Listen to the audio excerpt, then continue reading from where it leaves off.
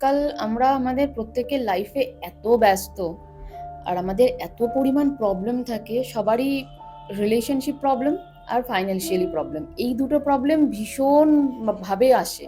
মানে প্রথমেই যখন জিজ্ঞেস করা হয় যে আপনার মেইন প্রবলেম কি, ম্যাম আমার ফাইন্যান্সিয়ালি ভীষণ প্রবলেম, বা আমার হাজবেন্ডের কারোর সাথে এক্সট্রা অ্যাফেয়ার চলছে, বা আমার ওয়াইফ অন্য কারোর সাথে কথা বলছে, তো মাথার মধ্যে সারাক্ষণ ওটাই ঘোরে। প্রায় লোকের প্রশ্ন থাকে যে ম্যাম ট্রানজিট যাব, কোনো অসুবিধে হবে না তো, শরীর খারাপ হবে না তো, বা আমি ফিরে আসতে পারবো তো, বা আমি যখন যাব ওখানে যে সোলরা থাকবে যাদেরকে আপনি ডেকে কর্ড কাটিং করাবেন বা আমার প্রবলেমগুলো দেখাবেন, সেই সোলরা চলে আসবে না তো। প্রত্যেকটা মানে মানুষ এই প্রশ্নটা করে, এরকম কখনো হয়। এইবার যেটা হলো যে উনি বলছে আমি না রাত্রিবেলা যখন রান্না করি, রান্নাঘরের পাশেই ওদের মানে বাথরুমটা রয়েছে, ওয়াশরুমটা রয়েছে, তো জলটা ছাড়ছে না, ও জোরে জোরে হাসছে মেয়েটা। ঠিক আছে, বলছে আমার মেয়ে জল ছেড়েছে, আমার মনে হচ্ছে যে জোরে জোরে কেউ হাসছে। আবার যখন আমি জলটা বন্ধ করছে, আমি দরজার সামনে কান লাগিয়ে রয়েছি, আমি তখন দেখছি যে না কিছু নেই। ২-৩ দিন এরকম গুলোর জন্য না কি হতো, ওর বর যখন চলে যেত আবার রাত্রে অনেক রাত করে ফিরতো, ও তখন কি করতো, আয়নার সামনে দাঁড়িয়ে কথা বলতো, অ্যাজ ইফ কি ও সেজেছে। আয়নার সামনে দাঁড়িয়ে নিজেকেই নিজে জিজ্ঞেস করতো যে আমি কেমন লাগছি দেখতে। মানে ও মনে করতো যে আমার বরের সাথে আমি কথা বলছি, ও নিজেকেই নিজে কমপ্লিমেন্ট দিত, নিজেকেই নিয়ে সবকিছু বলতো, কিন্তু বরের যে ভালোবাসাটা পায়নি সেটা কিন্তু ওর ওই মানে এইরকম পরপর দুটো লাইফ ধরেই চলে এসছে। আমিও দেখেছি যে কেউ অন্য কাস্টে, সে আর একটা অন্য কাস্টে গিয়ে বিয়ে করেছে, কিন্তু প্রথম থেকে তো শুনে এসেছি যে না সেম সেম কাস্টে বিয়ে করবো আমরা, আমি হিন্দুতে বিয়ে করব, মুসলিম তো মুসলিমে বিয়ে করব, বা হিন্দু মুসলিম বিয়ে করব না, বাট হচ্ছে তো জন্য। তো কোথাও একটা উনি কাজ পেয়েছিলেন ওনার বয়ফ্রেন্ড পরে, কিন্তু সেটা অনেক মানে দেরি হয়ে গেছিল তার কাজ পাওয়াটা। কাজ পেয়ে এসে সেই মেয়েটাকে জানানোটা যে আমি কাজ পেয়ে গেছি, আমরা বিয়ে করতে পারি, বা চলো আমরা পালিয়ে যাই, কারণ বাড়িতে বললে মানবে না। ঠিক আছে, তখন ওই সময়টা না জাত পাতের তো একটা ব্যাপার থাকে, উঁচু জাত নিচু জাত, তো কোনোদিনই মানতো না, ওদেরকে পালিয়েই যেতে হতো।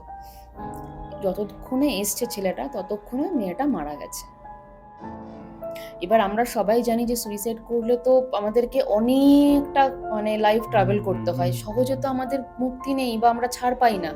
তো ওই যে উনি কষ্টগুলো করেছেন, আর যারা সুইসাইড করে সেই সব সোল নিজেদেরকেই নিজে পানিশড করে। সেখানে ইউনিভার্সে, সেখানে গডের, সেখানে ডেমানের, সেখানে তান্ত্রার কোনো কাজ কিন্তু চলে। ওই মেয়েটা প্রেগনেন্ট হয়ে গেছিল। হুম, প্রেগনেন্ট হয়ে গেছিল, সেটাও বাড়িতে বলতে পারেনি। মেয়েটা সেই কারণে আরো বেশি করে অ্যাসিড খেয়েছে যে আমি প্রেগনেন্ট হয়ে গেছি, বাড়িতে বলতে পারছি না, কিন্তু এটা যদি আমি বাড়িতে বলি তাহলে ওই ছেলেটাকেও মেরে ফেলবে, আমাকেও মেরে ফেলবে, আমার ভেতরে যে আছে সেও মরে যাবে। ও কি করলো, ওই ছেলেটাকে, ওর ভালোবাসাকে বাঁচানোর জন্য ও তখন নিজে খেয়ে নিল যে আমার ভেতরে যে আছে সেও শেষ হয়ে যাক। তখন যখন ও মারা গেছে, বাচ্চাটা হয়তো তখন পেটে ৩ মাস, এটাও মানে দেখা হয়েছে, জিজ্ঞেস করা হয়েছে, ৩ মাস ছিল বাচ্চাটার তো পেটে। নমস্কার বন্ধুরা, কেকে পডকাস্ট আবার স্বাগত জানাই। আজকে আমরা কি বিষয়ে কথা বলবো এবং কে আছে আমাদের সাথে, তাই দেখেই আপনারা ক্লিক করেছেন। এবং আজকের যে পিএলআর যে পডকাস্টটা হবে, এবং হ্যাঁ, আমি একটু ছোটো করে কথা বলি। আমাদের জীবনে না প্রত্যেকটা রাস্তায় বা প্রত্যেকটা জায়গায় একটা জিনিস খুব কাজ করে, যেটা হচ্ছে প্রেম। এবং প্রেম মানে এটাই না ছেলে মেয়েদের প্রেম, কাজে প্রেম, এবং প্রত্যেকটা স্থলে জলে আহ, প্রত্যেকটা জায়গায় যেন প্রেম একদম রয়েছে, সব জায়গায় যদি আমরা খুঁজতে বেরোই। এবং আজকের পডকাস্টে আমরা এটা জানবো যে বিচ্ছেদ কেমন জিনিস, বা ৩-৪টে লাইফ ধরে একটা মেয়ের বিচ্ছেদ হচ্ছে, সে মেয়েটা ঘরের মধ্যে বসে একলা একলা কার সাথে প্রেম করছে, সত্যি কি প্রেম করছে না কোনো প্রেতের সাথে কথা বলছে। একটা পিএলআর থেরাপি একটা মানুষের জীবনটা কিভাবে চেঞ্জেস আনতে পারে। তার বউ সুন্দরী, তার এত বড় ছেলে আছে, সেও ভাবছে যে আমার স্ত্রী নাকি পরকীয়া করতে পারে। আপনাদের কাছে পরকীয়াটা একটা ফ্যাসিনেশন জিনিস, কিন্তু বিশ্বাস করুন, যার লাইফে হয় বা যে ভালোবেসে কাউকে বিয়ে করেছে, তারা শুনতে পায় যখন, বা তার ফ্যামিলি শুনতে পায় যে এরকম ব্যাপার, সত্যি কি সেটা, বা ফ্যামিলি যদি জড়িত থাকে, খুব অবাক করা বিষয় আছে এই পডকাস্টে। দুখানা স্টোরি, লাস্টে আমরা কথা বলবো নীতিকা। নীতিকা মা বা বাবা, আপনারা যেমনভাবে তাকে ডাকতে চান ডাকতে পারেন। কি করলে কি কি জিনিস মানে আছে এর মধ্যে, না আপনি ভাবতে পারবেন না। আপনার বিজনেস, আপনার যে কোনো জিনিসের কাজের জন্য কোনো জায়গায় যেতে চাইছেন তার আগে আপনার উপর ছিটিয়ে নেবেন। এবার ছেটাবেনটা কি?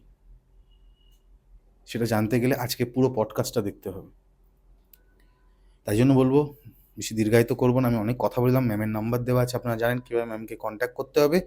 আগের পডকাস্টে অনেক ভালোবাসা দিয়েছেন। এই পডকাস্টেও চাইবো আপনারা সেরকমই এটা কিছু রাখবেন। সারা বিশ্বের বাঙালির কাছে ভালো ভালো এরকম পিএলআর থেরাপির ঘটনা যদি ছড়িয়ে দিতে চান, এই নাম্বারে কল করুন এবং কল করে আসুন, ঘটনা শুনি। এবং কোনো রকম স্পিরিচুয়াল গাইডেন্স চাইছেন বা কোনো প্রমোশনাল ভিডিও চাইছেন, তার জন্যও কন্ট্যাক্ট করতে পারেন। আর ডাইরেক্ট প্রিয়াঙ্কা ম্যামের কাছে।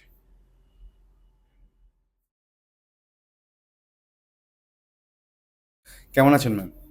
খুব ভালো আছি। তোমরা কেমন আছো? খুব ভালো আছি ম্যাম, থ্যাংক ইউ জিজ্ঞেস করার জন্য।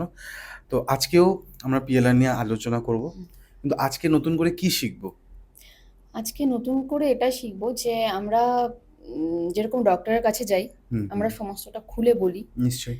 আমরা যখন পিএলআর করাতে যাই কারোর কাছে বা যারা আমাদের কাছে আসে, তাদেরও উচিত মন খুলে প্রবলেমটা বলা, লজ্জা না পেয়ে।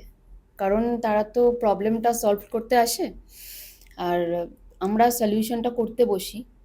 পুরো ব্যাপারটা যদি আমাদেরকে খুলে না বলে, আমরা তো খুঁজে পাবো না যে তার প্রবলেমের মানে মেইন কি করে সেটা ঠিক হবে। তো এরকম অনেক ক্লায়েন্ট আসছে, যারা আসছে তারা অর্ধেকটা কথা বলছে, অর্ধেকটা বলছে না। তারা ভাবছে যে বলবো মান সম্মান, মানে বেশিরভাগই তো আসছে থার্ড পার্টি প্রবলেম নিয়ে। তো সেটাতে যখন সেই প্রবলেমটা রয়েছে সেটা তো বলতে হবে, সেটা না বললে তো কিছু করা যাবে না। কাউকে আমরা রিসেন্ট একটা ক্লায়েন্ট এসেছিলেন, তো উনি বলেনই, উনি পুরো সেশনের পরে গিয়ে বলছেন যে হ্যাঁ একটা থার্ড পার্টি ইস্যু ছিল, ঠিক আছে। তো সেখানে তার ওয়াইফের ডেথ হয়ে গেছে।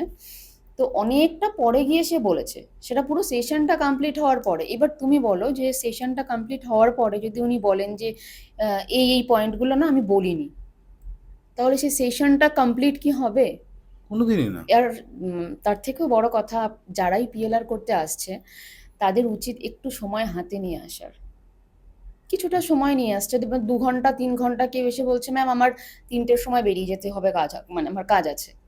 তো একটা সেশন তো বাঁধা ধরা হয় না যে 1.5 ঘন্টা 2 ঘন্টাতে কমপ্লিট হয়ে যাবে। কিছু কিছু ক্লায়েন্ট এমন থাকে যাদেরকে যেতে প্রবলেম হয় বা একটু সময় লাগে, 3.5 ঘন্টাও তো লাগে। মানে কন্টিনিউয়াসলি তো আর মানে নিয়ে যাওয়া যায় না, মাঝে তো তাকে একটু রেস্ট করাতে হয়, মেডিটেশন করাতে হয়, প্রসেস থাকে। তো এইগুলো একটু যদি মানে যারা আসবেন তারা এইগুলো একটু যদি মাথায় রাখেন, যে আমরা যেরকম ডক্টরের কাছে সমস্তটা ক্লিয়ার করে বলি, সেরকম যদি আমরা থেরাপিস্টের কাছেও বলি, তো তাদের পক্ষে আর ক্লায়েন্টের পক্ষে দুজনের পক্ষেই সেই প্রবলেম থেকে বেরোনোটা ভীষণ ইজি হয়ে যায়। তো এটা ঠিকই। একটু আর হাতে একটু সময় নিয়ে আসতে হবে, মানে দু শেখানো শুরু থেকে। করে দিয়েছেন? আর রেকিটা শুরু করে দিয়েছি, হুম। আর পিএলআরটা এখনো শুরু করিনি, তবে খুব তাড়াতাড়ি করব। ওকে ম্যাম, আপনাদের এই কাজের মধ্যে দেখা যায় বেশিরভাগ, মানে 90%ই দেখা যায় তারা ট্রান্সে যেতে পারে না। হুম। সেখানে আপনাদের পিএলআর এর বা মিডিয়াম লাগে, পিএলআর এর জন্য মিডিয়ামটা লাগে। তো এটা যেতে পারে না কেন একটু বলবেন আমাদেরকে? যেতে না পাওয়ার দেখো প্রথম কারণ হচ্ছে, আজকাল আমরা আমাদের প্রত্যেকের লাইফে এত ব্যস্ত, আর আমাদের এত পরিমাণ প্রবলেম থাকে সবারই, রিলেশনশিপ প্রবলেম আর ফাইন্যান্সিয়ালি প্রবলেম, এই দুটো প্রবলেম ভীষণ ভাবে আসে। মানে প্রথমেই যখন জিজ্ঞেস করা হয় যে আপনার মেইন প্রবলেম কি, ম্যাম আমার ফাইন্যান্সিয়ালি ভীষণ প্রবলেম, বা আমার হাজবেন্ডের কারোর সাথে এক্সট্রা অ্যাফেয়ার চলছে, বা আমার ওয়াইফ অন্য কারোর সাথে কথা বলছে। তো মাথার মধ্যে সারাক্ষণ ওটাই ঘোরে যে আমি গেলে কি দেখব, বা আমি আর অনেকের ধারণা আছে যে পিএলআর এ অনেক কিছু করে নেওয়া যায়, মানে ট্রান্সে নিয়ে গিয়ে যেটা আমরা বলতে চাই না সেটাও মানে বলানো যায়, যেটা এরকম কখনোই হয় না। আমরা ট্রান্সে যখন নিয়ে যাই, কোনো ক্লায়েন্ট যদি মনে করে যে আমি এই প্রশ্নের উত্তরটা দেব না, সে স্কিপ করতে পারে, বা সেই রকম সেন্সে থাকে যে সে বলবে যে আমি এটা বলবো না, বা নেক্সট কোয়েশ্চেনে যান। তো এই ভয়গুলো নিয়ে মানুষ খুব আসে প্রথমত। তারপর আমি সবসময় বলি যে যদি 11টায় টাইম থাকে, মিনিমাম 10টার মধ্যে পৌঁছন। কারণ ওই ট্রাভেল করে আসার পরে না একটু রেস্টের দরকার হয়। কারণ আপনি আপনি বাসে ট্রেনে করে যখন ট্রাভেল করে আসছেন, আপনার মাইন্ডে রয়েছে কতক্ষণে যাব, কখন ট্রেনটা আসবে বা মিস হয়ে গেল, অনেক কিছু তো মাথায় ঘোরে। ওই জিনিসগুলো মাথার মধ্যে রয়ে যায়, যে হেভি খাবার খাবেন না। অনেকে আছে যে ভাবছে যে আচ্ছা ওখানে এতটা টাইম লাগবে, আমি তাহলে পৌঁছে স্টেশনে কিছু খেয়ে নেবো, করবেন না। হয় কিছু হালকা খাবার খেয়ে আসুন, মানে এবার সেটা ডিস্টেন্স অনুযায়ী, অনেকে আছে কাছাকাছি থেকে আসছে, অনেকে দূর থেকে আসছে, তো সেটা একটু তাদেরকে ম্যানেজ করতে হয় আর করতে হবেও। আর সেটা থেকে বড় কথা যে অনেকে না ভয় থাকে, অনেককে বলা হয়, প্রায় লোকের প্রশ্ন থাকে যে ম্যাম ট্রানজিট যাব, কোনো অসুবিধে হবে না তো, শরীর খারাপ হবে না তো, বা আমি ফিরে আসতে পারবো তো, বা আমি যখন যাব ওখানে যে সোলরা থাকবে, যাদেরকে আপনি ডেকে কর্ড কাটিং করাবেন বা আমার প্রবলেমগুলো দেখাবেন, সেই সোলরা চলে আসবে না তো? প্রত্যেকটা মানে মানুষ এই প্রশ্নটা করে, এরকম কখনো হয় না। আর তার থেকেও বড় কথা, আপনি একটা কথা আমাকে বলছিলেন অফ দ্য ক্যামেরাতে, হুম। যে অনেকে আছে যারা 15, 16, 20টা প্রশ্ন দিচ্ছে হ্যাঁ। আর অনেকক্ষণ ধরে ট্রান্সে, 3-4 ঘন্টা ধরে ট্রান্সে আছে। হুম হুম। তার তার ক্ষেত্রে এটা কিন্তু সম্ভব না। না। মানে মানে যদি দেখা যায়, আপনার আপনার মতে এটা হুম। মনে হয়েছে, এটার কারণটা একটু বলবেন? প্রথমত দেখো, ট্রান্সে গেলে সেটা যেই যাক, মিডিয়াম যাক বা ক্লায়েন্ট নিজে যাক, সেখানে ট্রাভেলটা তো পুরোপুরি অন্যরকম হয়। আমাদের ডেলি লাইফের মতন তো ট্রাভেল হয় না যে আমরা উইদিন আ সেকেন্ড কোথাও গেলাম, মিনিট কোথাও হুম গেলাম। হুম হুম তো ওখানে না ওদেরকে বলার পরে ওরা শুনবে, শোনার পরে সেখানে মুভ করবে, টাইম লাগে। তো ওখানে কেউ যদি বলে যে আমি ৫-৬টা প্রশ্ন নেব, সেটা সম্ভব না। আমি জানি না কারা নেয় বা কে নেয়, আমি নিই না। আমি একটা সেশনে ৫ থেকে ৬টা প্রশ্নই নিই। অনেক ক্ষেত্রে সেই ৫-৬টা প্রশ্ন কভার করাও মানে ভীষণ কমপ্লিকেটেড হয়ে যায়। বা হয়তো এরকমও হয় ২টো যে কি ওটা ৩টে ওটার এসছে। থেকেও বেশিও হয়ে যায়। এবার দেখো, একটা কনভারসেশনে কি হয় না, আমি যদি ভাবি যে আমি ৪ থেকে ৫টা প্রশ্ন নেব, সেখানে কনভারসেশন করতে করতে ১টা ২টো প্রশ্ন বেড়ে যায়, অটোমেটিক্যালি বেড়ে যায়। হুম। সেখানে তো কোনো বাধা ধরা থাকে না, না, না আমি এই কটাই নেব। এরকম হয় না। কিন্তু যেরকম তোমায় বলছি, পরশুদিনই একজন বলছিলেন যে, "ম্যাম আমি পিএলআর করাতে চাই, তো প্রসেস কি?" যখন সমস্ত কিছু বললাম, উনি বলছে যে, "ম্যাম আমার না ৩০টা প্রশ্ন।" এবার তুমি বলো কৌশিক, মানে ৩০টা প্রশ্ন একটা সেশনে যদি নেয়, মানে সে পাগল হয়ে যাবে তো। সে নিজেই পাগল হয়ে সে যাবে। নিজেই পাগল হয়ে যাবে। আমি বললাম, "হ্যাঁ, আপনি নিতে পারেন। আপনি মানে ট্রান্সে যখনই যাবে বা ইয়েতে, সেশনগুলো আলাদা করে নিন। কারণ একটা সেশনে এতগুলো মানে পসিবল না।" মানে সে যদি ট্রান্সে গেল, সে কি হবে? তার স্পিরিটটা কি কোনো জায়গায় আটকে যাবে? আটকে যাবে না, কিন্তু দেখো আমরা যেখানে রয়েছি সেটা আমাদের প্রেজেন্ট লাইফ, হুম। আর আমরা যেটা যাচ্ছি সেটা আমাদের পাস্ট লাইফ। তো সেখানে গিয়ে অনেক কিছু তো আমাদের খুঁজতে হয়। অনেক সোল আছে যারা ট্রান্সে যাচ্ছে, সমস্ত প্রসেসের মধ্যে থেকে যাওয়ার পরে যখন তাদেরকে বলা হচ্ছে যে ঠিক আছে চলো এটা তোমার বাড়ি, হুম। তুমি বাড়ির ভেতরে ঢোকো, ভদ্রলোক ঢুকলেন ভেতরে, কিন্তু উনি বাড়ির ভেতরটা না পুরো ঘরটাই খালি দেখছে। আমি বলছি যে আপনি কিছু শুনতে পাচ্ছেন কারোর কোনো কথাবার্তা ওখানে? বলছে আমি কথাবার্তা শুনতে পাচ্ছি, কিন্তু আমি চোখে কিছু দেখতে পাচ্ছি না। বলছি ওখানে কোনো মানে জিনিসপত্র, ঘরে খাট, ড্রেসিং টেবিল, আলমারি কিছু দেখতে পাচ্ছেন? কিচ্ছু দেখতে পাচ্ছে না। এবার তাকে তো সেই প্রসেসগুলো করে করে এক একটা করে সোল আনা হয়, তারপর তোমার জিনিসগুলো আনা হয়। আমি তো তাকে বলবো যে দেখো তোমার রাইট সাইডে এটা রয়েছে বা লেফট সাইডে এটা রয়েছে, বা সামনের দিকে তাকিয়ে দেখো এটা রয়েছে। সেটাও তো তাকে শুনতে হবে, ভাবতে হবে, তাকে দেখতে হবে, সেটার জন্য তো সময় লাগে। এবার এই প্রসেসগুলো করে তাকে দেখাতে, প্রত্যেকের ক্ষেত্রে সেটা হয় না, হুম। কিছু কিছু মানুষের ক্ষেত্রে হুম। হয়। তো তাদেরকে তো দেখাতেও সময় লাগছে। এবার তুমি বলো সেই সময়টা আমি তাকে দেখাবো, তারপরে আবার এতগুলো প্রশ্ন, মানে কেউ থাকে যারা মানে পুরো শুয়ে করতে চায় না, ঠিক আছে? তো সেক্ষেত্রে প্রবলেম হয় না, ঘাড় ধরে যাবে তো, ঘাড়ে ব্যথাও শুরু হয়ে যাবে। এতক্ষণ ধরে ট্রান্সে কেউ কখনো থাকতে পারে না। আর কেউ যদি বলে যে না না আমি ৪-৫ ঘন্টা ট্রান্সে রয়েছি, আমি জানি না, কেউ যদি এরকম করায় তো সেই ক্লায়েন্টের কি হাল হবে আমি জানি না। সে মানে তার সলিউশনটা পরে পাবে, সে নিজেই ট্রমাটাইজ হয়ে যাবে, ঘা হাত পা ব্যথা করবে। তো এক একটা সেশনে ৫ থেকে ৬টা প্রশ্ন এনাফ। তার থেকে বেশি প্রশ্ন থাকলে তো তাহলে তাদেরকে আলাদা সেশন বুক করতে হবে। আর না হলে ওই ৩০টা প্রশ্নের মধ্যে থেকে যেগুলো মেইন ৫ থেকে ৬টা প্রশ্ন রয়েছে সেগুলো নিক। এইভাবে। আর মানে আমরা সবথেকে যেটা মানে আগে তুমি জিজ্ঞেস করলে যে ম্যাম সবাই কেন যেতে পারছে না? তো সবার মধ্যেই ওই প্রশ্ন, ওই ভয়, ওই টেনশন থাকে। কেউ বেশি এক্সাইটেড যদি থাকে, সেও যেতে পারবে না। কেউ বেশি ভাবনা চিন্তা করছে, সেও যেতে পারবে না। তুমি নরমাল থাকো যে হ্যাঁ ঠিক আছে যেটা হবে দেখব। বাট সেটাকে নিয়ে এত ওভার থিংকিং করে ফেলে যে কি জানি কি দেখব। আর বেশিরভাগই তো এখন আসছে যে আমার ওয়াইফের কার সাথে রিলেশন, বা শুনে নিয়েছে না যে পাস্ট প্রেজেন্ট দুটোই মোটামুটি দেখা যায়। ইভেন কিছু কিছু ক্ষেত্রে ফিউচারেরও কিছু কিছু জিনিস চলে আসে, ওই ভয়গুলো কাজ করে তাদের মধ্যে। অনেক কষ্ট করে অনেককে ধরো নিয়ে যাওয়া হলো, তারপরেও কিছু কিছু ব্লকেজ থাকে, কারোর কারোর ক্ষেত্রে থাকে যে ব্ল্যাক ম্যাজিক করা থাকে, অনেক ধরনের ব্লকেজ থাকে।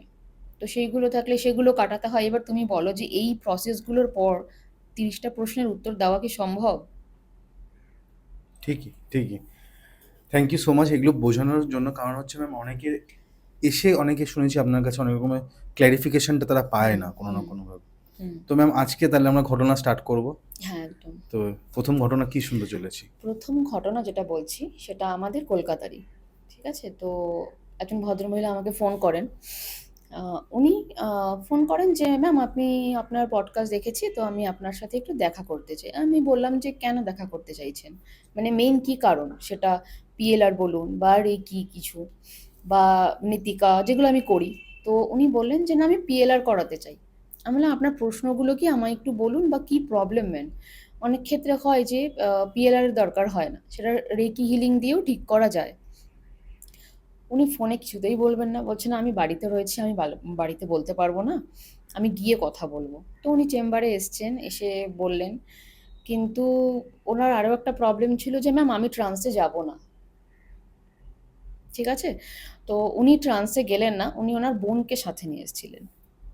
এবার তুমি বলো যে যার বাড়ির প্রবলেম সে ট্রান্সে যাবে না, তার বাড়ির কেউ নেই, সে তার বোনকে নিয়ে এসছে, এইখানে সেই সেই সোলটাকে কতটা ট্রাভেল করাতে হবে। মানে মেইনলি যে ক্লায়েন্টের মা তার বোনকে নিয়ে এসছে, মানে ক্লায়েন্টের মাসি যাবে ট্রান্সে, ক্লায়েন্টের প্রবলেম, ক্লায়েন্টের বোন যাবে। তো ঠিক আছে, যাই হোক, যাবে। সে গেছেন, খুব ভালো গেছেন, উনি ভীষণ ভালো গেছেন, উইদিন আ সেকেন্ড চলে গেছেন উনি। তো ওনার যেটা ছিল যে প্রবলেম ছিল, আমার মেয়ে খুব একা একা কথাবার্তা বলে। ঠিক আছে? মানে সেটা দিনের বেলা হোক, রাতের বেলা হোক, মেয়ের আলাদা রুম আছে। মেয়ে একা একা কথা বলে, কিন্তু কার সাথে কথা বলে আমরা বুঝতে পারি না। কিন্তু আমার বর বা আমার ছেলে বাড়িতে থাকে না, ওরা জবে বেরিয়ে যায়। যেই ক্লায়েন্ট এসছেন উনিও ওয়ার্কিং ওম্যান, তো উনি ওয়ার্ক ফ্রম হোম করেন। ঠিক আছে? এইবার যেটা হলো যে উনি বলছে আমি না রাত্রিবেলা যখন রান্না করি, রান্নাঘরের পাশেই ওদের মানে বাথরুমটা রয়েছে, ওয়াশরুমটা রয়েছে। তো জলটা ছাড়ছে না, ও জোরে জোরে হাসছে মেয়েটা। ঠিক আছে? বলছে আমার মেয়ে জল ছেড়েছে, আমার মনে হচ্ছে যে জোরে জোরে কেউ হাসছে। আবার যখন আমি জলটা বন্ধ করছে, আমি দরজার সামনে কান লাগিয়ে রয়েছি, আমি তখন দেখছি যে না কিছু নেই। 2-3 দিন এরকম হয়েছে যে মেয়েটা হট করে দরজা খুলেছে, দেখছে যে ওর মা দরজায় কান পেতে রয়েছে। তখন মেয়েটা একটু রাগ হয়েছে যে আমি কি করছি, তুমি আমার বেডরুমের দরজাতেও কান পাচ্ছ, তুমি আমার বাথরুমে আমি রয়েছি, তুমি সেখানেও এসে এরকম করছো, জাসুসি কেন করছো, কি প্রবলেম? ওর মা বলছে, তুই কথা বলছিস কার সাথে, তোর কাছে তো ফোনটাও নেই ওয়াশরুমে, তুই হাসছিস কেন? বলছে, কোথায় আমি হাসছি, আমি তো জোরে হাসছি না। তো বলছে, না আমি শুনেছি তুই হাসছিস। তো এই নিয়ে না মা মেয়ের মধ্যে একটু মানে আনবান আছে, প্রবলেম আছে। তো ওর বাবা এসছে, ওর দাদা এসছে, ওর মা বলেছে, অনেক দিন ধরেই বলছে যে এই না প্রবলেমগুলো হচ্ছে। তো ওরা এইসব মানে স্পিরিচুয়ালিটিতে বা এত কিছুতে ওরা বিলিভ করে না। ওরা বলছে, ধুর তুমি ভুলভাল দেখছো, তুমি সারাদিন সিরিয়াল দেখছো, এই করছো, দিদি বাড়িতে রয়েছে বাইরে বেরোচ্ছে, তুমি ভাবছো যে ও হয়তো অন্য কারোর সাথে কথা বলছে, ওর এইসব কোনো ব্যাপার না। গেল।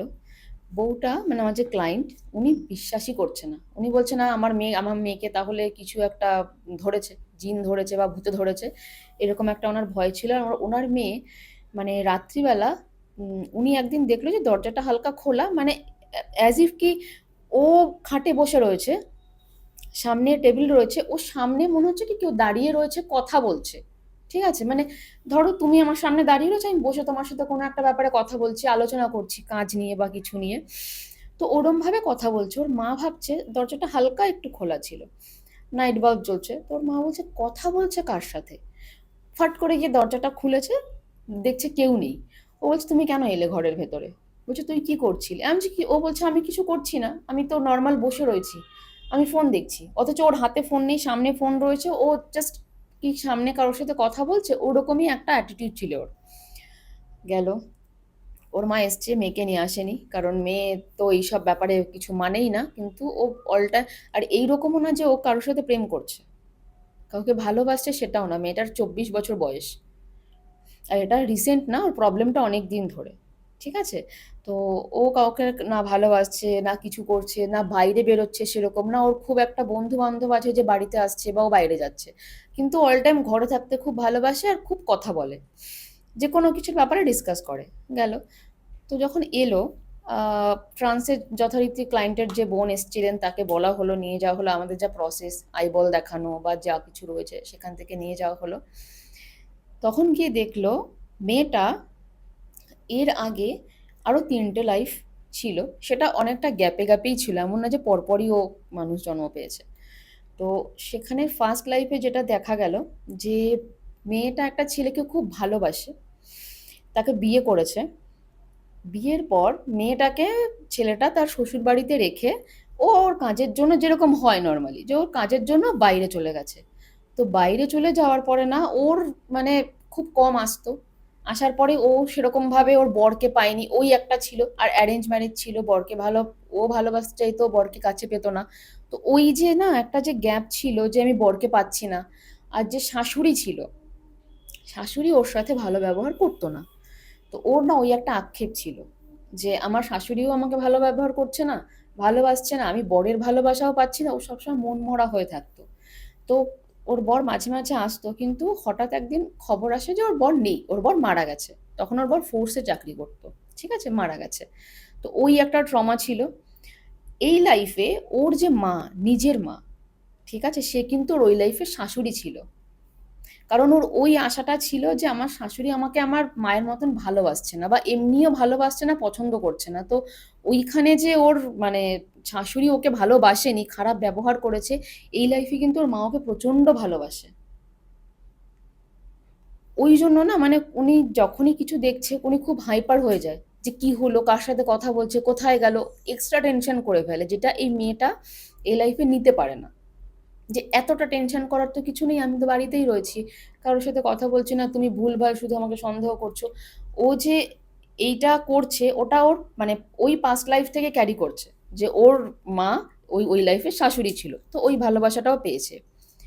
রইলো বাকি বরেরটা, সেটা এই লাইফে কিন্তু মেয়েটার এখনো বিয়ে হয়নি। আরও একটা লাইফ দেখা হলো, সেই লাইফে ওকে দেখা গেল যে ওরা গ্যাংটকের একটু উঁচু জায়গাতে থাকতো, মানে প্রপার গ্যাংটক থেকেও অনেকটা উঁচু জায়গাতে, যেখান থেকে মানে হুটনাট কোনো কিছু কেনা কিনতে পারা, বাজার, এগুলো অনেক দূরে। তো ওখানেও ওই ওর মানে ও তখন ওর বিয়ে হয়নি, ওর বয়ফ্রেন্ডের সাথে লিভিং করতো, চলে গেছিল। সেখানে যখন ওর বয়ফ্রেন্ড কাজে যেত, ও ওর বয়ফ্রেন্ডকে ছাড়তে পারতো না, চাইতো না। ও ওখানেও ভালোবাসা ঠিক করে পায়নি।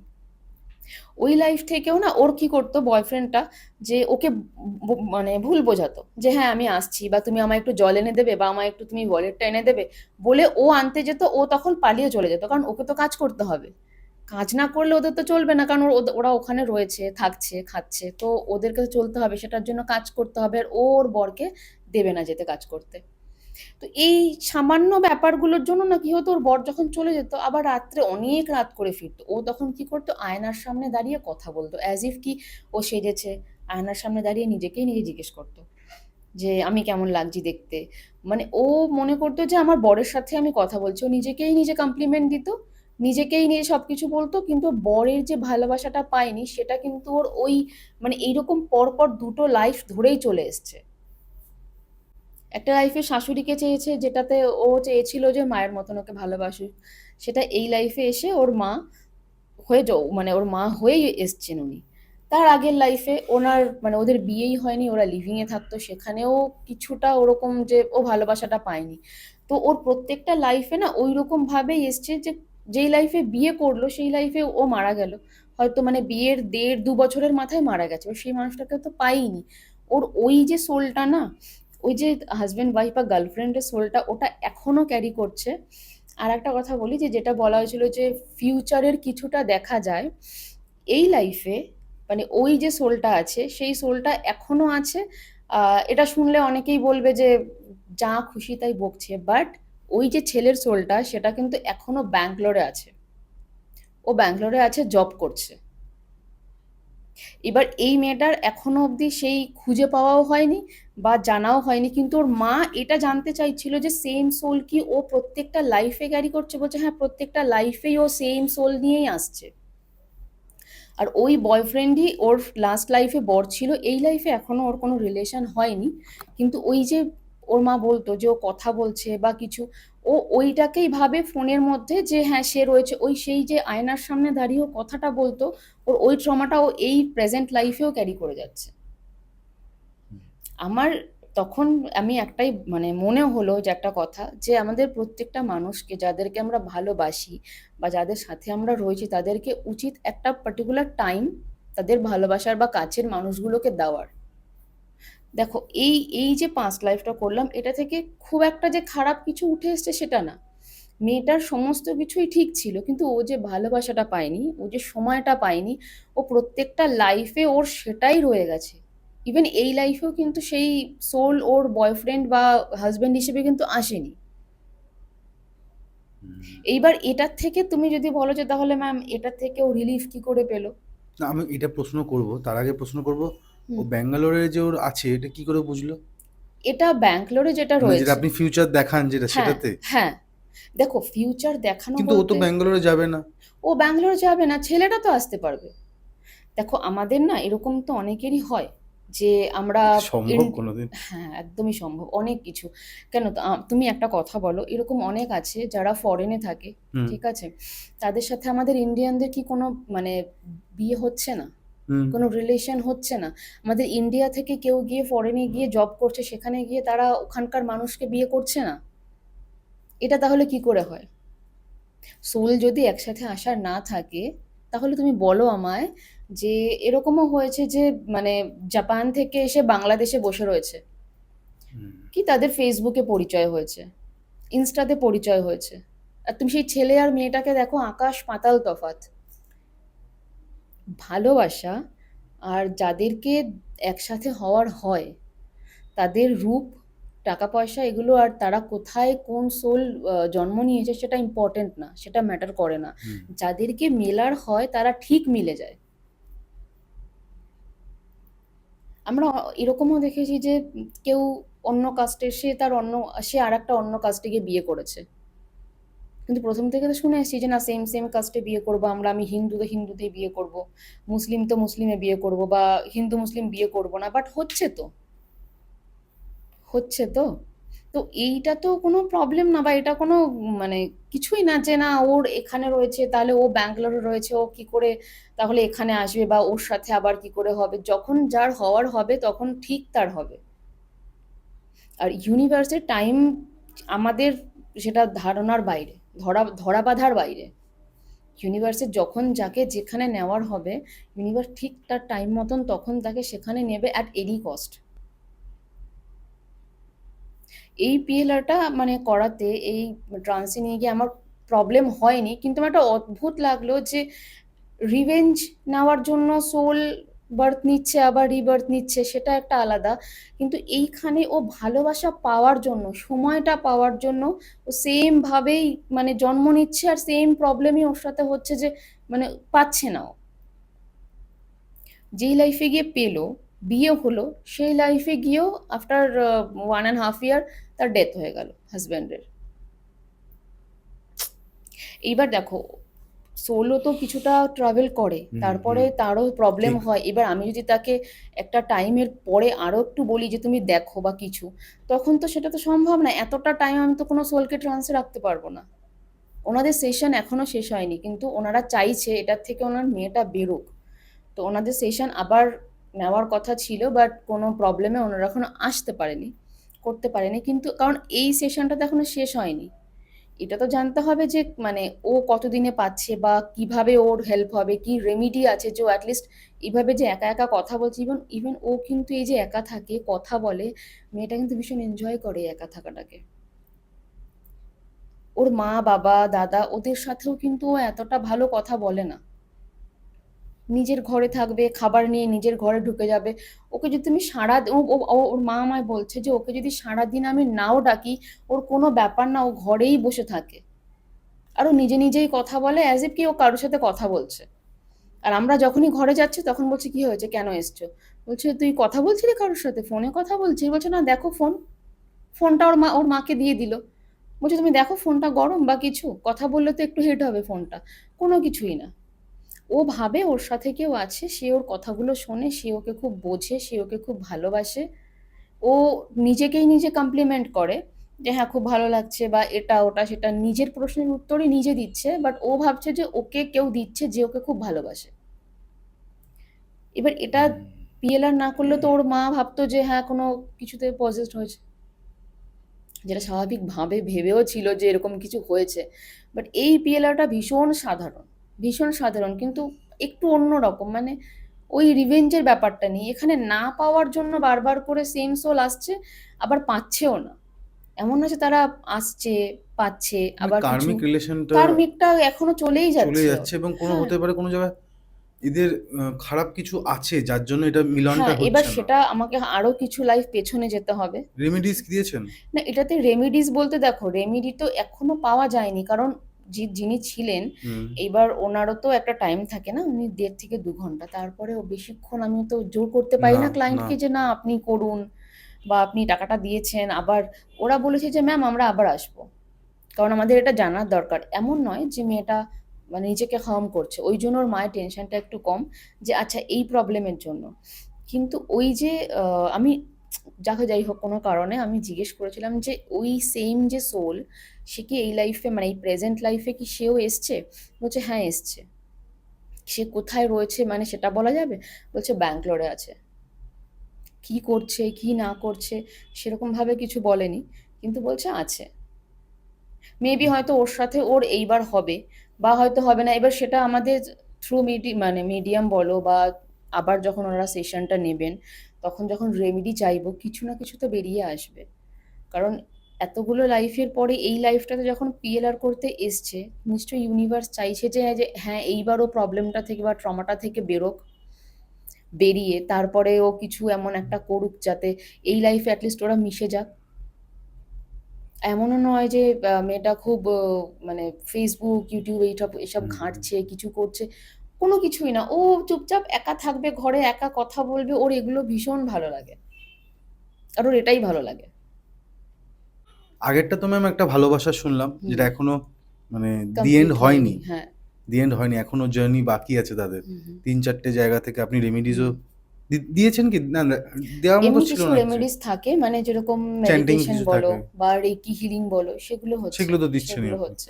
আপনি পার্সোনাল রেকি যদি কারো দরকার পড়ে বা লামাফেরা দরকার পড়ে, আপনি সেটা প্রোভাইড করেন? হ্যাঁ, একদম, একদম। অনেকের প্রবলেম থাকে, অনেকেই ফোন করেন পিএলআর এর জন্য। হুম। তো তাদের প্রবলেমটা শোনার পরে আমার মনে হয় যে না এটাতে পিএলআর করার দরকার নেই, এটাতে রেকি হিলিং হলেও হবে। বাহ! আর রেকি হিলিংটা না এমন নয় যে তোমাকে সামনে এসেই নিতে হবে, ডিসট্যান্স হিলিং যেটা বলা ডিস্টেন্স হয়। হিলিংও করা যায়, আর সেটাতে কাজ হয়। ম্যাম ঠিক এবার আছে, তাহলে আমরা কেমন প্রেমের ঘটনা শুনবো? এইবার যেটা শুনবো মানে সেটা আমার খারাপও লেগেছে, খারাপই লেগেছে, মানে ভালো লাগার এখানে কিছু নেই। খারাপ লেগেছে, ভালো যদিও বলি যে লেগেছে সেটা একটা যে হ্যাঁ এই লাইফে এসে উনি আহ, ক্ষমা চেয়েছেন, সোল ক্ষমা করেছেন। আর ওনার যে প্রবলেমটা ছিল যেটাতে ওনার সংসারটা নষ্ট হয়ে যাচ্ছিল, সেই প্রবলেমটা থেকেও উনি রিলিফ পেয়েছেন, যেটাতে ওনার সংসারটা বেঁচে গেছে, বেঁচে যাচ্ছে। আমার ওটাই বেশি ভালো লেগেছে যে এতটা টাইমের পর ওনারা আলাদা হওয়ার থেকে বা ওনাদের বাড়িতে প্রবলেম হওয়ার থেকে বাঁচাতে পেরেছি, এটাই বেশি ভালো লাগে। বাহ! তো ঘটনাটা বলি। নিশ্চয়ই। ভদ্রলোক তোমার এরকম পডকাস্ট দেখেই ফোন করেছে, আর আমাদের কলকাতার মধ্যেই, কলকাতার বাইরে নয়। মানে কে ওনার পডকাস্ট আপনার ফেমাস হচ্ছে? একদম মানে সত্যি কথা বলতে কেকে পডকাস্টকে আমি যদি মা লক্ষ্মী বলি সেটাও কম হবে, প্রচুর ভালোবাসা পেয়েছি, thank you ma'am, thank you. প্রচুর। তোমাকে, কিংশুককে, কেকে পডকাস্টকে অনেক ধন্যবাদ। আমি এটাও বলবো যে আমি খালি না, ম্যামের দেওয়া যে নীতিকা আপনারা দেখতে পাচ্ছেন স্ক্রিনের মধ্যে, সেটারও অনেক বড় অবদান আছে। এটা নিয়ে আমরা একদম, কথা বলবো শেষে গিয়ে। নীতিকা তো এবং আপনারা রয়েছে। যদি চান নিজের বিজনেসকে গ্রোথ দিতে, পুরো পডকাস্টটা দেখতে হবে আপনাদের। লাস্টে গিয়ে কিন্তু নীতিকা যে মা বা ওটা যে একটা কি জিনিস সেটা নিয়ে আমরা আলোচনা করব। ঠিক আছে? তো ম্যাম আপনি হুম, স্টার্ট করুন। তো ভদ্রলোকের এজ হবে 55, 56 এরকম। হুম। ওনার ওয়াইফ আছে, ওনার একটাই ছেলে আছে, ছেলে সন্তান আছে। তো ওনার প্রবলেমটা যেটা ছিল যে ওনার খুব গ্যাস্ট্রিকের প্রবলেম হয়। ঠিক আছে? মানে উনি কিছু খেতে পারেন না সেরকম। নরমাল স্যুপ টাইপের যদি কিছু খায় সেটাতেও পেটে জ্বালা করছে। উনি বলছেন যে আমি 10 দিন ভালো থাকছি, আবার কিছুদিন ভালো থাকছি না।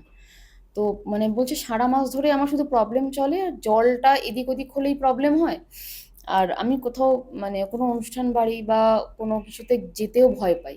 এবার আমাদেরকে কিছু কিছু জায়গা থাকে যেখানে অ্যাটেন্ড করতেই হয়। তো সেখানে উনি খেলেন, খাওয়ার পর ওনার প্রচণ্ড শরীর খারাপ হয়। এটা কেন? সেকেন্ড কোয়েশ্চেন ছিল আবার সেই থার্ড পার্টি। সেকেন্ড কোয়েশ্চেন ছিল যে আমার ওয়াইফের কি কারোর সাথে কোনো রিলেশন আছে? তো ওটা উনি একটু বলতে চাইছিলেন না, কিন্তু যাই হোক ওনার কোথাও হয়তো মনে হয়েছে যে না, হ্যাঁ খুলে কথা বলি তাহলে প্রবলেমটা সলভ হবে। তো উনি বলেছেন, আমি বলছি ঠিক আছে আপনি আসুন। তো উনি চেম্বারে এসছেন, ওনার পিএলআর করা হয়েছে, ওনাকে প্রথমে চেষ্টা করা হলো ট্রান্সে নিয়ে যাওয়ার। উনি যেতে পারছেন না, তো ওনাকে জিজ্ঞেস করা হয়েছিল আপনি কেন, মানে কি প্রবলেম হচ্ছে? উনি মানে যতবারই বলছে আমার ভয় লাগছে। ভয়টা কেন লাগছে? যদি আমি প্রশ্নটা যেটা করেছি সেটা যদি সত্যি হয়ে যায় যে হ্যাঁ আমার ওয়াইফের কারোর সাথে রিলেশন আছে, কারণ ওনাদেরও লাভ ম্যারেজ।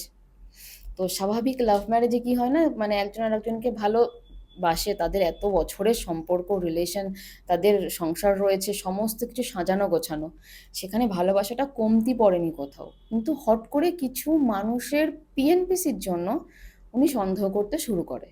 সেটা যেন বাড়িতে কোনো প্রবলেম ক্রিয়েট হয়েছে সেটা না, কিন্তু ভেতরে ভেতরে নিজেকে নিজে মানে ওনার মনে হচ্ছিল আমি শেষ হয়ে যাচ্ছি। প্রচন্ড পরিমাণে বউকে ভালোবাসে, আর মানে ওনার বউ, উনি নিজে, ইভেন ওনার যে বেবি, এত সুন্দর দেখতে কৌশিক, তুমি বিশ্বাস করো, মানে আমি নিজে দেখেছি একটা মেয়ে হয়ে আর একটা মেয়েকে এত সুন্দর বলাটা, মানে সে কতটা সুন্দর হতে পারে ভাবো। ওনার টেনশন হওয়াটা স্বাভাবিক, অত সুন্দর বউ। তো এবার উনি ভাবছে, বারবার ভয়ই ওটাই পাচ্ছে যে যদি আমি দেখে নিই যে হ্যাঁ ও ও কারোর সাথে রিলেশনে রয়েছে, মানে সেই বিশ্বাসটা হারিয়ে মানে ফেলার প্রেমের ভয়টা। জ্বালাও আছে, ভালোও আছে। একদম, একদম দুটোই রয়েছে। হুম, আবার এদিকে ছেলেও রয়েছে, যদি কিছু দেখে ফেলি ছেলেটার কি হবে? কারণ তখন তো একটা প্রবলেম আসবে, তার হুম। পড়াশুনো, তার কাজবাজ সবকিছুতেই প্রবলেম আসবে। নিশ্চয়ই। তো যাই হোক উনি আর যেতে পারলেন না। উনি আমাকে লাস্টে বললেন যে, "আপনি ম্যাম মিডিয়াম নিয়ে নিন।" উনি ১ম এ নিজেই বললেন যে, "আমি মিডিয়াম নেব না, আমি নিজেই যাব, নিজেই দেখব।" খুব সাহস নিয়ে এলেন, তারপর দুবার হলো, উনি আর সাহস রাখতে পারলেন না, বললেন, "মিডিয়াম নিন।" চলো ঠিক আছে, মিডিয়াম নেওয়া হলো। তো মিডিয়াম দেখছে। ১ম এ ওনার প্রশ্নটা ছিল যে এই লাইফে ওনার এত শরীরটা খারাপ কেন? গ্যাসের প্রবলেম কেন? বা খাচ্ছে কিছু খেতে পারছে না কেন? ওটার সাথে আরেকটা, মানে ওনার ওয়াইফ আর ওনার ছেলে, এরা ওনার সাথে কত লাইফ ধরে কানেকশানে আছে আর কি কানেকশানে ছিল পাস্ট লাইফে। সবকিছু কোয়েশ্চেন ছিল। ওই একটা লাইফে গিয়ে সমস্তটার অ্যান্সার পেয়ে গেছি। মানে এই ফার্স্ট হলো যে ২টো ৩টে লাইফ ট্রাভেল করতে হয়নি। একটা লাইফে সমস্ত কিছুর অ্যান্সার পেয়ে গেছি। মানে মিডিয়ামই আপনাকে দেখিয়ে থ্রু দিচ্ছে। মিডিয়াম। ঠিক আছে? আর একটা লাইফেই গেছি কিন্তু। হুম, হুম, মানে আলাদা, আলাদা করে ওনার ওয়াইফের বা ছেলের বা এর কারোর লাইফে যেতে হয়নি। হুম, ওনার পাস্ট লাইফে গিয়ে প্রত্যেকটা পেয়ে গেছি। তো ব্যাপারটা যেটা হয়েছে, এর আগের লাইফে উনি অ্যাজ আ ফিমেল জন্মেছিলেন। মানে যে ভদ্রলোক এসছিলেন, তো ওই দাদা একটা মেয়ে হিসেবেই মানে জন্মেছিলেন। উনি পড়াশোনায় ভালো। আর জমিদার বংশের মেয়ে ছিলেন উনি। ঠিক আছে? এই লাইফেও কিন্তু উনি যেমনি ওয়েল এডুকেটেড আর তেমনি ওয়েল সেটেলড। ঠিক আছে? তো টাকা পয়সার ব্যাপারটা কোনো লাইফেই উনার কমতি ছিল না। সেই ব্যাপারটা রয়ে গেছে। তো ওই লাইফে উনি একটা ছেলেকে ভালোবাসে, পছন্দ করে। তার সাথে রিলেশনেও ছিল। সেটা মানে একদম নিচু, মানে ভীষণ গরিব ছেলেটা। ঠিক আছে? আর ও কোনো কাজবাজ করত না। এবার জমিদার ফ্যামিলিতে কি হয়, একটা টাইমের পরে তাদেরকে পড়াশোনা করানোর পরেও তারা ভালো কোনো ছেলে দেখবে বা অন্য যারা আছে জমিদার তাদের ছেলেদের সাথে ব্যবসার বা যা কিছুর ক্ষেত্রে হোক, যে বিয়ে দিলে আমাদের একটা ফ্যামিলি হবে, ফ্যামিলি বন্ডিং হবে, কাজের বন্ডিং হবে। তো সেই জন্য বাবা-মা ছেলে দেখেছে। আর ওই মেয়েটা করবে না বিয়ে। কারণ ও বাড়িতেও বলতে পারছে না, আর ওর যে বয়ফ্রেন্ড সে কোনো কাজও করছে না। একটা ২৪ বছরের মেয়ে, তার বয়ফ্রেন্ড, সে মানে সেই ছেলেটাই বা তখন ওই অত পুরনো, অত গ্রামের জায়গায় সে চাষবাস ছাড়া আর কি করবে? তবুও সে যথারীতি মানে চেষ্টা করেছে কোনো অন্য কোনো জায়গায় কাজের জন্য। তো কোথাও একটা উনি কাজ পেয়েছিলেন ওনার বয়ফ্রেন্ড পরে, কিন্তু সেটা অনেক মানে দেরি হয়ে গেছিল তার কাজ পাওয়াটা। কাজ পেয়ে এসে সেই মেয়েটাকে জানানোটা যে আমি কাজ পেয়ে গেছি, আমরা বিয়ে করতে পারি বা চলো আমরা পালিয়ে যাই, কারণ বাড়িতে বললে মানবে না। ঠিক আছে, তখন ওই সময়টা না জাত পাতের তো একটা ব্যাপার থাকে, উঁচু জাত নিচু জাত, তো কোনোদিনই মানতো না, ওদেরকে পালিয়েই যেতে হতো। যতক্ষণে এসছে ছেলেটা ততক্ষণে মেয়েটা মারা গেছে। এইবার বলি, এই যে লোকটার প্রবলেমটা, যে উনি খেতে পারছে না বা ওনার এত গ্যাসের প্রবলেম, ওই লাইফে উনি অ্যাসিড খেয়ে মারা গেছিলেন। মানে বলতে গেলে মেয়েটা মেয়েটা, মানে এই লাইফে যেই ভদ্রলোক এসছিলেন, হুম উনি হুম আগের হুম লাইফে মেয়ে ছিলেন। নিয়েছিলেন তো উনি অ্যাসিড খেয়ে মারা গেছিলেন। ওই যে অ্যাসিডটা খেয়েছিলেন উনি, ওনার যে গলা থেকে এসে পেটে যে পড়লো, হুম ওই ওই যে ব্যথাটা, ওই যে কষ্টটা উনি ওনার প্রেজেন্ট লাইফে ক্যারি করছে, কারণ ওই লাইফে উনি সুইসাইড করেছিল। হুম এবার আমরা সবাই জানি যে সুইসাইড করলে তো আমাদেরকে অনেকটা মানে লাইফ হুম ট্রাভেল হুম করতে হয়, হুম সহজে তো হুম আমাদের মুক্তি নেই বা আমরা ছাড় পাই না। তো ওই যে উনি কষ্টগুলো করেছেন, আর যারা সুইসাইড করে সেই সব সোল নিজেদেরকেই নিজে পানিশড করে। সেখানে ইউনিভার্সে, সেখানে গডের, সেখানে ডেমানের, সেখানে তান্ত্রার কোনো কাজ কিন্তু চলে না। তাদের রুলসই থাকে যে ওই সোল নিজেকেই নিজে পানিশড করে, এবার তার যতটা বেঁচে থাকার সময় ছিল সে ততটা থাকবে, তারপরে ইউনিভার্স তাকে দেখবে, তাকে কোন জায়গায় নিয়ে যাওয়া হবে, কোথায় গিয়ে হোল্ড করানো হবে। তো ওই লাইফের পরে উনি যখন এই লাইফটা পেলেন, তো ওই মানে উনি অ্যাসিড খেয়ে মারা গেছিলেন, তো সেই প্রবলেমটা উনি ওনার প্রেজেন্ট লাইফে ক্যারি করছেন।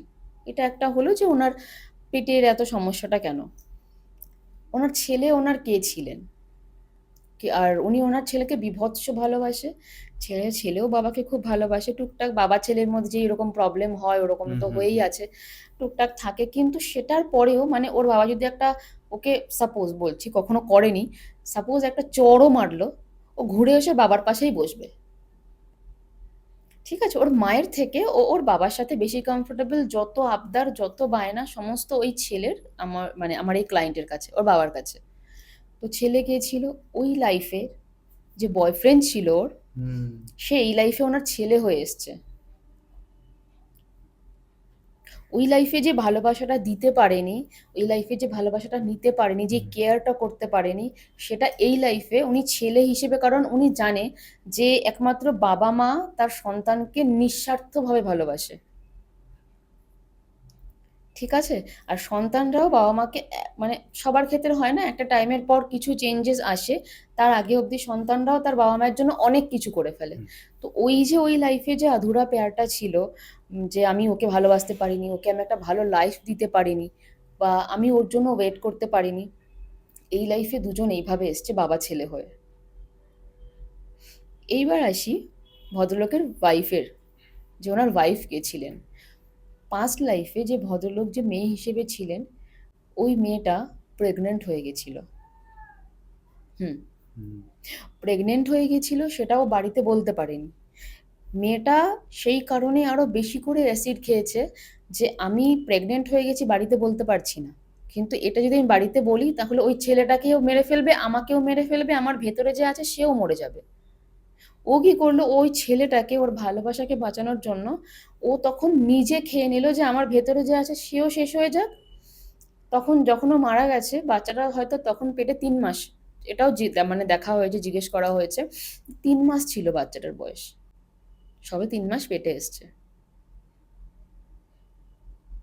আর এই প্রেজেন্ট লাইফে যে ওনার ছেলে আছে, এমনি সবকিছু ছেলেটা ঠিক আছে, বাট ও না মানে কিছু একটা দিক থেকে, কোনো একটা দিক থেকে ভীষণ সাধা সিধে, মানে অত ঘোর প্যাচ নেই, বা কিছু একটা বললে সেটাকে নিয়ে যে খুব মানে ওই যে ও যে অ্যাসিডটা খেয়েছিল ওটাতে তো একটু এফেক্ট হয়। হুম তো সেটার কিছুটা এই ছেলেটা কিন্তু মানে সরি ওনার যে ওয়াইফ আছে সে একটু ক্যারি করছে।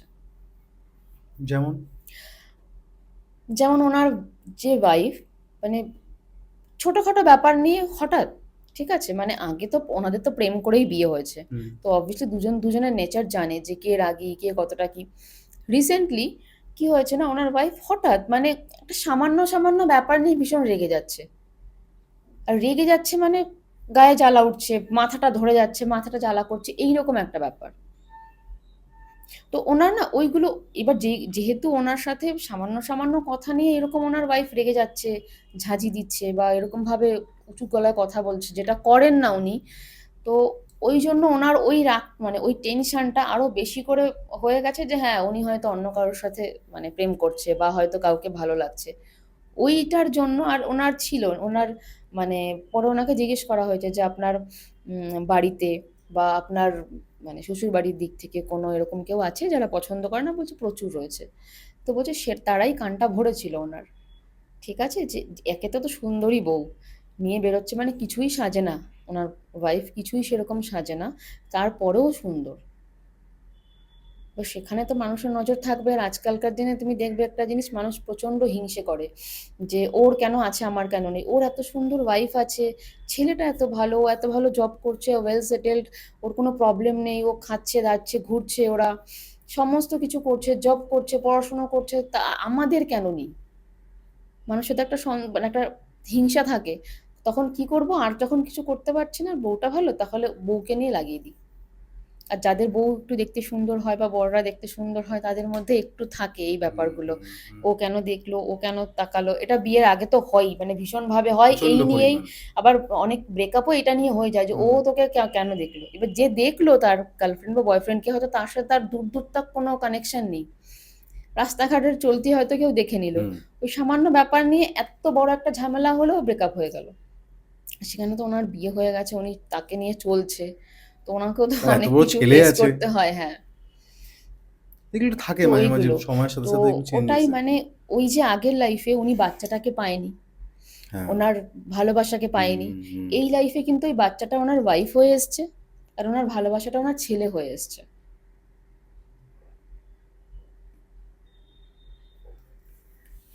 তো এটা এইভাবে হয়েছে। আর ওনার ওনারও রেমেডি ছিল, ওনাকেও ক্ষমা চাইতে হয়েছে, কারণ উনি ওই লাইফে যাই হোক নিজে সুইসাইড করেছিলেন, তো ওনাকে সেই সোলের কাছেও ক্ষমা চাইতে হয়েছে। যে বাচ্চাটা ছিল, যে পৃথিবীর আলোটা দেখতেও পারেনি, সে তো নিজের ইচ্ছে আসেনি, সে দুটো মানুষের ইচ্ছে এসছে।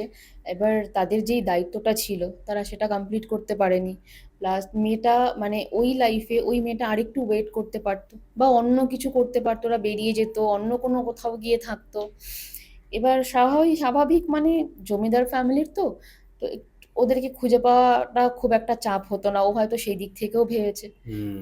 ওকে বাঁচাতে গিয়ে ও অন্য আরেকজনেরও জীবন নিয়েছে, নিজেরও নিয়েছে। তো এইগুলো থেকেও কড কাটিং করা হয়েছে, এগুলো থেকেও রেমেডি নেওয়া হয়েছে, ক্ষমা চাওয়ানো হয়েছে মানে সোলকে নিয়ে এসে, কারণ সেই বেবিটাও এসছে। তো এখন উনি ঠিক আছে। আর ওনার যে পেটের প্রবলেমটা ছিল, প্লাস তার সাথে ওনার মূলাধার চক্রাটাও তো একটু প্রবলেম ছিল, হুম। তো সেগুলোর জন্য রেমেডি ওনাকে দেওয়া হয়েছে। আর উনি সেগুলো করছেন, উনি ভালো আছেন, বাহ! উনি খুব থ্যাংক ভালো ইউ সো আছেন। মাচ। এত সুন্দর দুটো প্রেমের কাহিনী আমরা শুনলাম। হুম। আ তো এবার কি কোনো বিচ্ছেদের ঘটনা আমরা শুনতে পারি? বিচ্ছেদের ঘটনাও আছে, সেটা আজকে আর বলবো না। নিশ্চয়ই। হুম। তো ম্যাম এবার আমরা তাহলে একটু বিজনেস নিয়ে কথা বলি। হ্যাঁ, বলো। নীতিকা হুম। যে বিষয়টা আপনি হুম। করেন এবং ওটার একটা স্প্রে আছে যেটা আমি দর্শকদের দেখাবো। একদম। এটা আপনারা যদি দেখতে পাচ্ছেন, এটা নীতিকা সিজিল যেটা আপনারা দেখতে পাচ্ছেন ওদিকে আছে এবং এটা এটা একটা একটু স্প্রে। উঠে গেছে, মানে স্প্রেটা হ্যাঁ, একটু মানে বেরিয়ে এটা গেছে। একটু বৃষ্টি তো পড়ছে হুম, জানেন হুম, আপনারা, হুম, এইজন্য হুম, উঠে হুম। গেছে অনেক কিছু। আর এটা ম্যাম আমার নামেই করে দিয়েছে। ঠিক আছে? এটা আমি লাগিয়ে বসেছি। ম্যাম এর মানে ভেতরে আমি দেখতে পাচ্ছি গোল্ডেন কিছু অব্র আছে হুম। এবং কিছু জিনিস আছে জলের সাথে মেশানো। এটার কি জিনিসটা কি এটা? এগুলো হার্বস থাকে যেগুলো হার্বস আমরা থাকে। মানে ব্যবহার করি। আর এগুলো না হুম, এনার্জাইজ করে দেওয়া হয় প্রত্যেকের নামে, যে হুম। যে নেয় তাকে তার নামে এনার্জাইজ করে দেওয়া হয়। আর নীতিকা মানে ভীষণ ভালো, তোমাকে আমি নিজেই দিয়েছি, হ্যাঁ, একদম। তো তুমি জানো যে তুমি কি উপকার পাচ্ছ। নিশ্চয়ই। আর নীতিকার অনেক কিছু হয়, স্প্রে হয়। তো নীতিকার তোমার মানে আলাদা আলাদা অরা স্প্রে গুলোও হয়। হুম।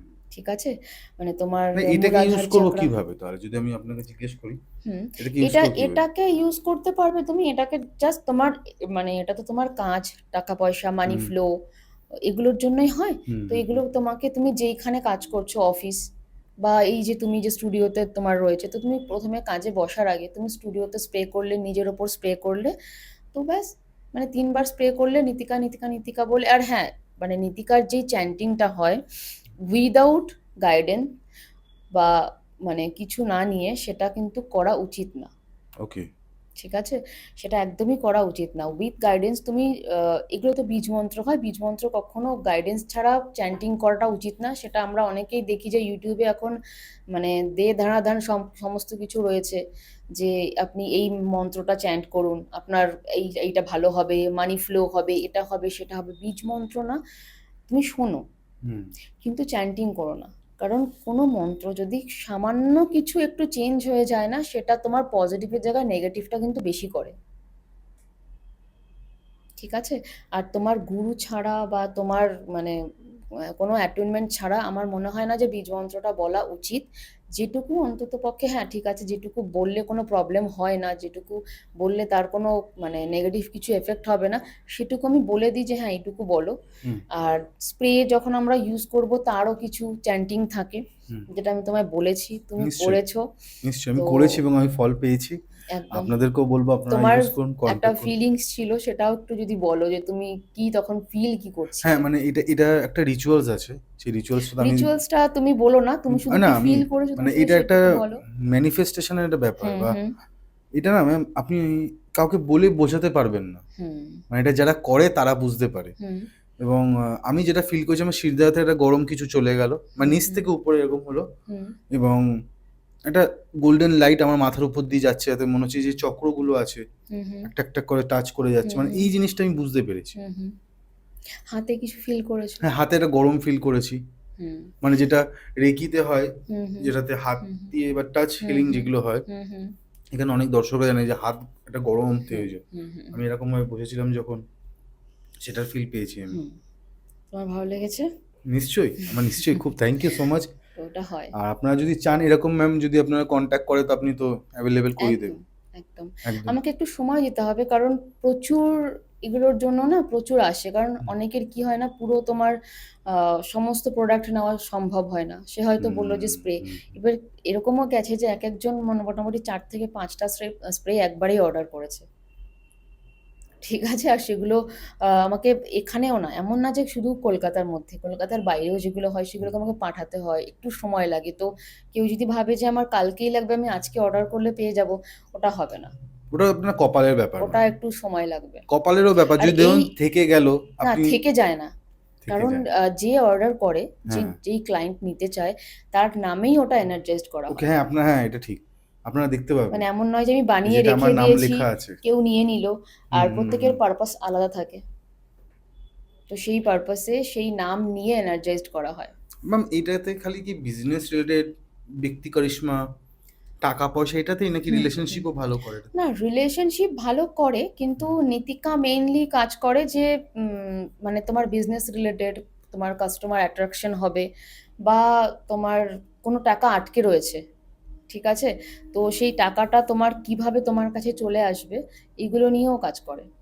ওকে। সেখানে ওকে কিছু অফারিং থাকে, যেগুলো ভীষণই ছোটখাটো অফারিং থাকে। সেটা যারা যখন কাজ হুম, করে বা হুম। যারা যেই কাজটা করতে চায় তখন তাদেরকে বলে দেওয়া হয়। একটা হিউজ কিছু অফারিং থাকে না। বাট নীতিকা ভীষণ সুইট, ভীষণ ভালো, ম্যাম ভীষণ প্রাইস ভালো। কেমন ডিপেন্ড করে এটাতে? এটাতে পুরো কাজ তোমার দেখো, যারা বলেন যে আমার এই টাকাটা আটকে রয়েছে, টাকাটা আমাকে একটু না মানে ম্যাম সে আমি করে বলছি দিন, সেই স্প্রে ক্ষেত্রে বা আলাদা প্রাইস। না, না স্প্রে এর ব্যাপার বলছি। স্প্রের ব্যাপারে বলছি, মানে এটা এটা খুব বেশি খুব লোকে বেশি না। মানে এই স্প্রেটা যেটা দাম, সেটা একটা রেস্টুরেন্টের বিলও হয় না। এই ব্যাপার। হুম। কারণ আমি চাই সবসময় যে মানুষের ভালো হোক। ভগবান, ইউনিভার্স যাই বলি আমরা, আমাকে এই যে কাজের জন্য আমাকে বেছে নিয়েছে, আমি হুম, তার জন্য হুম, হুম, হুম। কৃতজ্ঞ। তো সেখানে দাঁড়িয়ে আমি যদি শুধু বলি যে না, আমি মানুষকে হেল্প করব কিন্তু আমার কাছে টাকাটা ইম্পোর্টেন্ট, তাহলে আমি কখনো ভালো কাজ করতেই পারবো না। ঠিকই। এট লিস্ট মানুষ হেল্প পাক। কিছু এনার্জি তো এক্সচেঞ্জ করতে হয়, না হলে কাজ হুম, করতে হুম। প্রবলেম হয়। তো সেখানে কিছু একটা রাখা হয়, বাট মানে এমন কিছু না এমন যে না যে মানুষ মানুষ নিতে দিতে পারবে পারবে না। না, এফোর্ড ভীষণই করতে পকেট পারবে না। ফ্রেন্ডলি, ভীষণই pocket friendly. Thank you so much ma'am আজকের পডকাস্টে এবং আপনার আগের পডকাস্টে লবণ দেখেছিলেন, সল্ট, সল্ট সল্ট বাদে সল্ট এবং ছিল। সেইগুলো সবকটা বিক্রি হয়ে গেছে। আমরা অর্ডার দিয়েছি মানে আমরা কেন বলবো মানে আমরা দেখিয়েছিলাম এবং ম্যাম আবারও অর্ডার দেওয়া হয়েছে। সেগুলো আসেনি, হুম। সেগুলো আসলে এবং বাস্তুর জন্য ইভেন অনেক কিছু আছে। কৌশিক, অনেকেই হয় যে হুম, সবসময় তো চেম্বারে আসা সম্ভব হয় না। ঠিকই। তো কেউ যদি ফোন করে হুম, যে ম্যাম আমার এটা দরকার, হুম। আমি আসতে পারছি না, আমার এই প্রবলেম, তো সে অ্যাড্রেস দিয়ে দিল। তো সেখানে পাঠিয়ে দেওয়া হয়, বাহ! কোরিয়ার মাধ্যমে পাঠিয়ে দেওয়া আর হয়। ম্যাম আমরা পরের পডকাস্ট যেটা করব আমরা, হুম, হুম, কিছুদিন পরেই আমাদের একটা ডেট দেওয়া আছে। হুম, সেখানে হুম, ডেটে আশা করব সব জিনিস চলে আসবে। একদম। বাস্তুতে কি, কি ভালো হতে পারে, অরা বুস্টার ম্যামের কাছেও আছে এবং প্রত্যেকটা জিনিস অ্যাফোর্ডেবল। যে এমন না যে হিউজ নেওয়া হয় যেগুলো আপনারা দেখেন এদিক ওদিকে। আমার কাছে যত প্রোডাক্ট আছে, একটাও প্রোডাক্ট আমি মানে ১৫০০-র ওপরে কিছুই রাখিনি। বেশিরভাগই সেটার নিচে আর কি, হুম, মানে হুম। ২-৪টে প্রোডাক্ট হয়তো তোমার 1000 এর ওপরে, বাকি সবকিছুই 1000 এর নিচে। বাহ! বাহ! খুব আর বাস্তুর জন্য কিছু ভেবেছেন তো? বাস্তুর জন্য রয়েছে, কিছু, কিছু রয়েছে। মানে এখনো সেটা নেক্সট সেরকম। পডকাস্টে আপনি একেবারে হ্যাঁ, রিভিল হ্যাঁ, করবেন। হ্যাঁ, এখানে হ্যাঁ, আমি হ্যাঁ। চাইবো না। এখানে এখানে কারণ এত এটা কিছু একবারে মানে বলাটা না, ঠিক একদমই হবে না। ঠিক না। এখানে একটু প্রেম-টেম গন্ধ ছিল। একটু হুম, বিদ্ধে বিচ্ছেদ সরি, হুম, বিচ্ছেদ ছিল এবং তার সাথে, সাথে পরকীয়ার একটা গন্ধ পাচ্ছ, সেটাও মিথ্যে হয়েছে। হুম। যাই হোক ma'am, thank you so much আবারও আসার জন্য এবং নাম্বার দেওয়া আছে, আপনারা কন্ট্যাক্ট করতে পারেন। ম্যামের ক্লাসেস চলছে। এতক্ষণ আছেন যখন আপনারা সব কিছুই বুঝতে পেরে গেছেন। কি করে ম্যামের সাথে কন্ট্যাক্ট করতে হয়, প্রত্যেকটা জিনিস কিভাবে কালেক্ট করবেন। আর নেক্সট পডকাস্টে আরো অনেক কিছু বিষয় আপনাদের মানে দেখতে যেতে হবে পুরো পরপর করে ম্যামের। আ আমি আপনাদের হোস্ট কৌশিক সেন। আজকে আমাদের গেস্ট আবারও প্রিয়াঙ্কা ম্যাম এবং ক্যামেরার পেছনে অ্যাজ ইউজুয়াল কিংশুক সেন। নমস্কার, নমস্কার।